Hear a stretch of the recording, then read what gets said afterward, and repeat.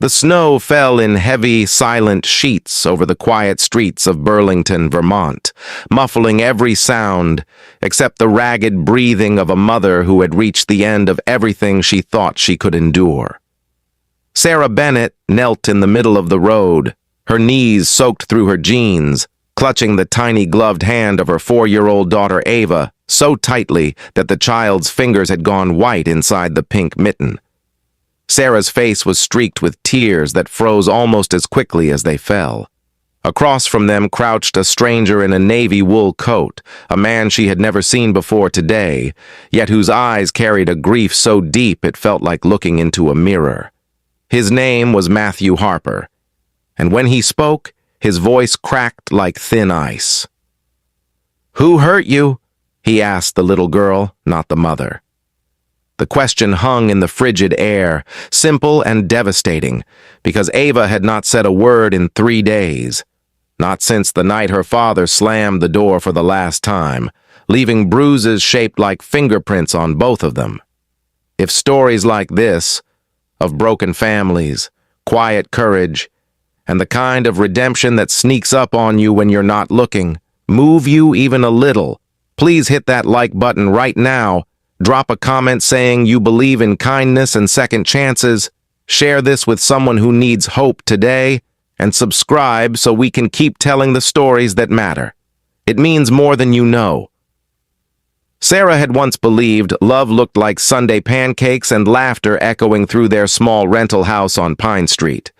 Her husband Ryan had been charming when they met at the University of Vermont, the kind of man who carried her books and kissed her under autumn maples. But charm has a shelf life when the bottles start piling up behind the couch and the apologies stop coming. The first time he hit her, Ava was still in a crib. Sarah told herself it was a one-time thing, that stress from his construction layoffs had snapped something temporary inside him. She forgave. She covered the bruise with concealer and smiles. She lied to her mother on the phone and said everything was fine. The second time, Ava was 2 and saw everything from the hallway, her stuffed bunny clutched to her chest like a shield. That night, Sarah packed a bag, but Ryan found it, tore it apart, and cried on the kitchen floor until she unpacked again. Shame is heavier than any suitcase. By the time Ava turned 4, the house felt like a prison with heating bills and crayon drawings on the fridge. Ryan's rages came in cycles, quiet for weeks, then explosive. The final night, he grabbed Ava by the arm so hard the child screamed, and something inside Sarah shattered wide open. She waited until he passed out on the couch, took her daughter, and ran into the January darkness with nothing but the clothes on their backs and $23 in her pocket.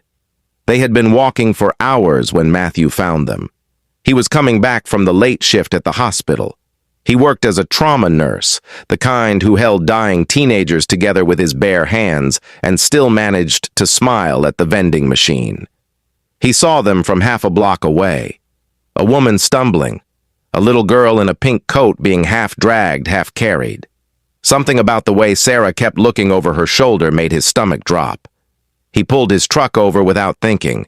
When he stepped out, the cold hit him like a slap, but the sight of them hurt worse. Sarah tried to hurry past, pulling Ava close, but the child had begun to cry in that exhausted, hiccuping way that breaks adults in half. Matthew didn't grab them or shout. He simply crouched down to Ava's level the way he did with terrified kids in the ER, palms open, voice soft. "Hey, sweetheart," he said. "Are you cold?" Ava stared at him with enormous blue eyes and nodded once. That was when he noticed the purple shadow blooming beneath the sleeve of her coat when Sarah tried to adjust it. His training took over. He cataloged the injury, the too-thin mother, the terror that radiated off both of them like heat. Then he looked at Ava again and asked the question that changed everything. "Who hurt you?" Sarah's knees gave out then. She sank into the snow, pulling Ava with her, and the story poured out in broken pieces. How she had nowhere to go, how the women's shelter downtown was full until after the holidays, how Ryan knew all her friends and would charm or threaten his way to wherever she hid. She expected Matthew to call the police, or offer a polite sorry, or drive away once he realized the mess he'd stumbled into. Instead, he took off his scarf and wrapped it around Ava's neck, then looked Sarah dead in the eye and said, "My sister left a man like that. She didn't make it out in time. Please let me help you." There was no pity in his voice, only a bone-deep exhaustion that told her he'd seen too many women who looked just like her on stretchers. Something in Sarah unclenched, just a fraction. She let him lead them to his truck. She let him drive them to the only place he could think of that might still have room on a night like this, his own house.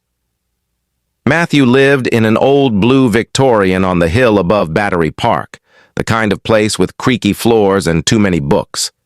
His wife had died 3 years earlier from an aneurysm that stole her in her sleep at 34.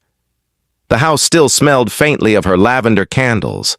He had never brought anyone home since the funeral, but he couldn't leave a mother and child to freeze. He carried Ava inside while Sarah hovered in the doorway like she might bolt. He made hot chocolate with too many marshmallows because that's what his wife used to do for neighborhood kids.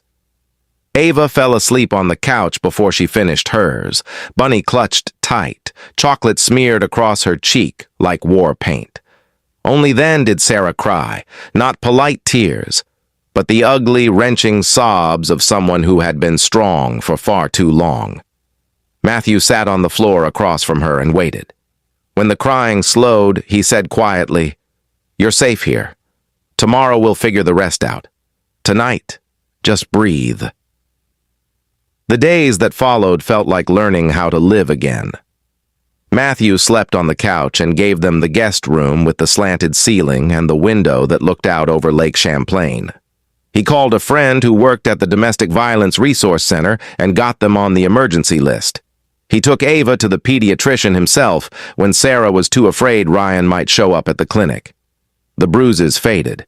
Ava started talking again. First in whispers, then in full sentences that made Matthew laugh out loud in the middle of the grocery store when she announced that the bananas were too yellow. Sarah watched them together and felt something she hadn't in years, the possibility that men could be gentle. Matthew never pushed, never asked for anything. He simply showed up, making pancakes shaped like dinosaurs, reading bedtime stories in silly voices, teaching Ava how to make snow angels in the backyard without smushing the wings.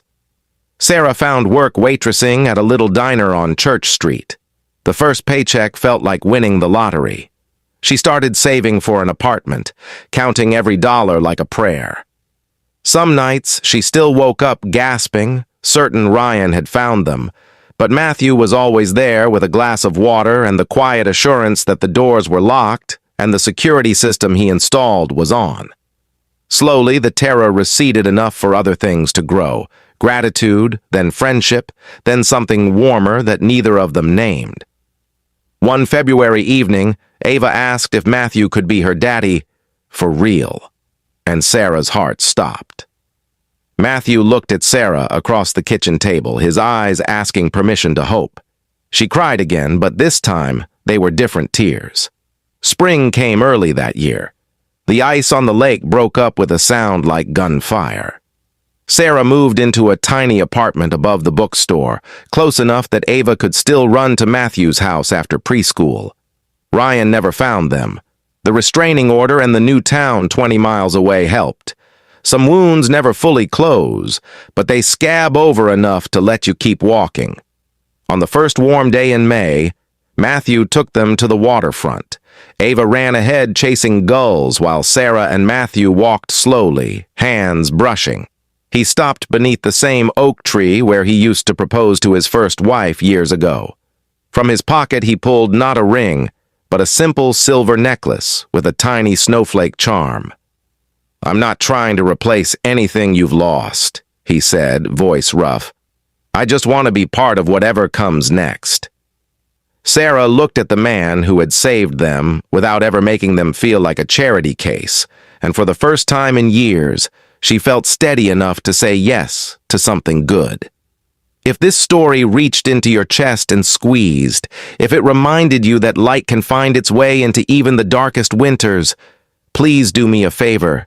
Hit like, share this video with someone who needs to hear that it's never too late, and let's flood the comments with snowflakes for every Sarah, every Ava, every Matthew who refused to look away when someone needed saving.